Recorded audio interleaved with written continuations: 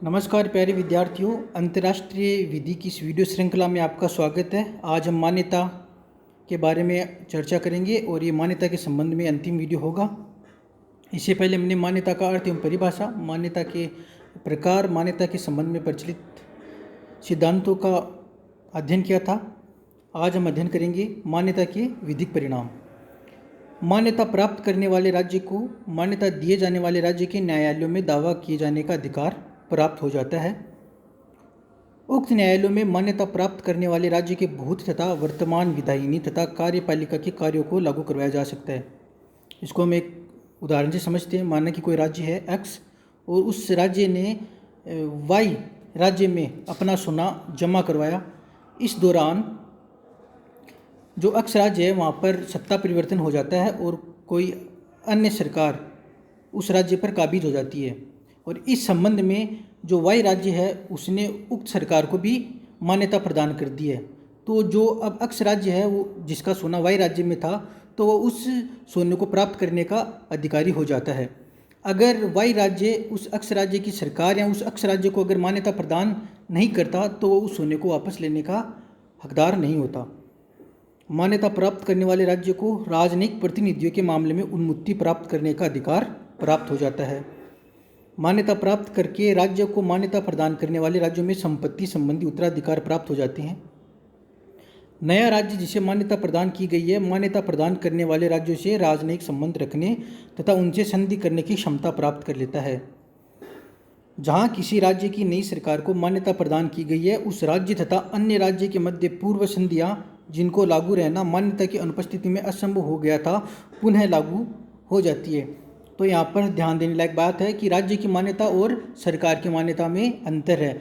जैसे मैंने मान्यता दो प्रकार की देखी थी, विदिता एवं तथ्यता। जो तथ्यता जो मान्यता होती है वो प्रोविजनल मान्यता होती है और जो विदिता मान्यता होती है वो हमेशा के लिए स्थायी होती है। एक बार हमने किसी राज्य को विदिता मान्यता प्रदान कर दी तो हम उसको वापस नहीं ले सकते।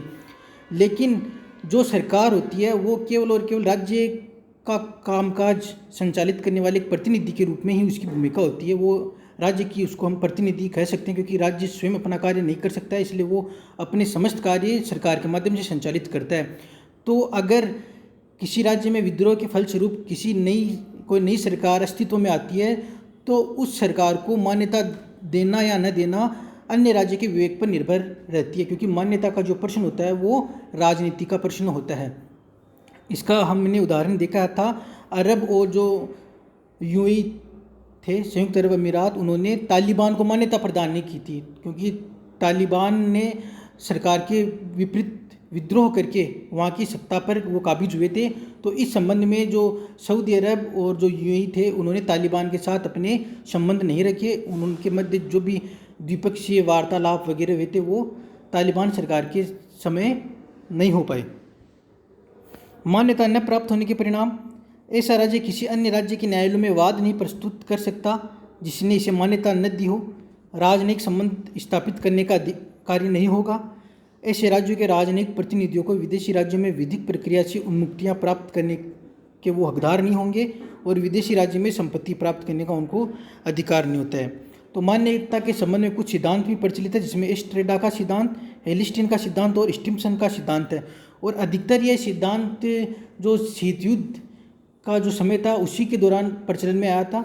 और सिद्धांत इसलिए कि हर राज्य की वस्तुस्थिति अलग अलग होती है, हर राज्य की राजनीतिक परिदृश्य होता है वो भी अलग अलग होता है। तो मान्यता देना या न देना, पुनः हम इसको रिपीट करें कि एक राजनीतिक महत्व का प्रश्न है। जो एस्ट्रेडा का सिद्धांत है इसको मेक्सिको के विदेश मंत्री एस्ट्रेडा ने प्रतिपादित किया।